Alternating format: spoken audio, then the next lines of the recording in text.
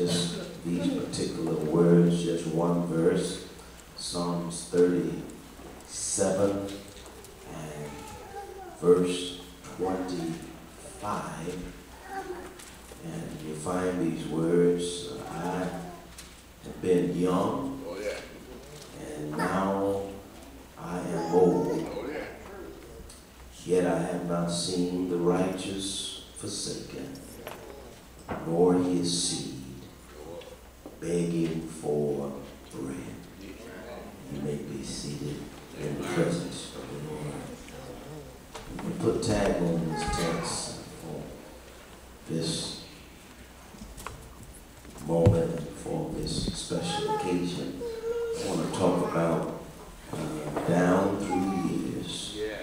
The Lord has been good to me. And down through the years, the Lord has been good to me. Now, this month is Black History Month, and today we pause to celebrate and remember the great contributions and the legacy that African Americans have made and continue to make to this great nation.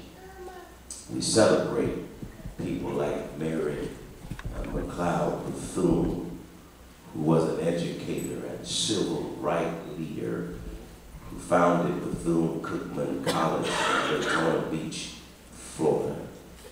We celebrate people like Dr. Charles R. Drew, a prominent African-American doctor who improved the technologies of blood transfusion and who helped to develop blood banks during World War II. We celebrate people like George Washington Carver, Booker T.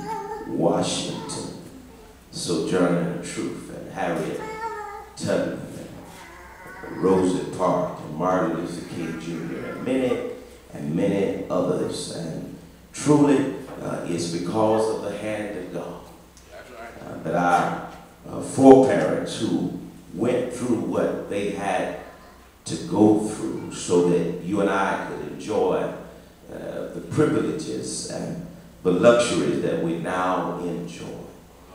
Yeah, it's because of them who were brought to this country through the Middle Passage on slave ships, and that was forced to work on plantations in the South from sun up to sun down with no pay. It was because of those who came before us, who were treated like animals and told that they were less than a human being, how they were treated and discriminated against, had to sit on the back of the bus. They could not sit in a restaurant at the same counter as others, could not use the same restroom, had to use separate water fountains. It's because of those who have gone before us, who have fought for equal rights and justice for all, that you and I can have the privileges that we have today, that we can vote, that we can go to any restaurant that we want to go in, that we can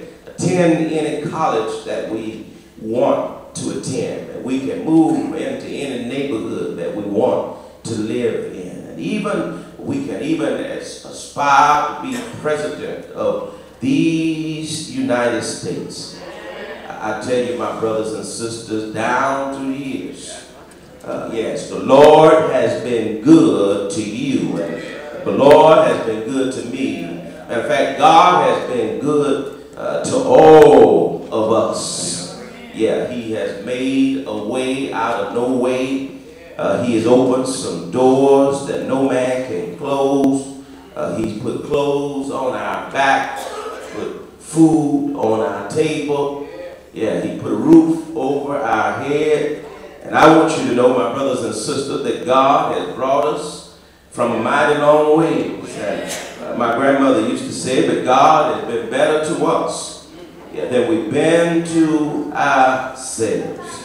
Yeah, that's why I like this particular song here, because it's through this song that we can see the providential hand of God. Yeah, we can see God as He works, and God as He moves, and David, who is the author and the writer of this particular songs, he tackles a question, a theological question that has been echoed down through the corridors of time. Yeah, the question that David wrestles with and David debates in this particular song is, why is it that the righteous is always suffering and the wicked seems to always be prospering? Yeah. Why is it that bad things happen to good people? Why is it that it appears that every time I try to do what's right, the hellhounds are on my trail, that trouble is always knocking at my door? Well, my brothers and sisters, David, he tries to answer this question. In fact, he does answer the question in this song. Yeah. David says, when I look back over my life, and when I think things over, I can truly say that I've been blessed. And I got a testimony. And if the truth would be known, if you look back over your life, I know you might be having a hard time, your back might be up against the wall, but if you would be honest with yourself, God has been good to you. God has brought you in spite of you from a mighty long ways. Yeah, that's what I like about David. David puts it all on the line. David said, I was young. He said, but now I'm old, and I've never seen the righteous forsaken, nor have I seen his seed begging for bread. Yeah, and so here it is that David reflects and he reminds us, and David says in so many words, he said, when I look back over my life, David said, down through the years, the Lord has been good to me.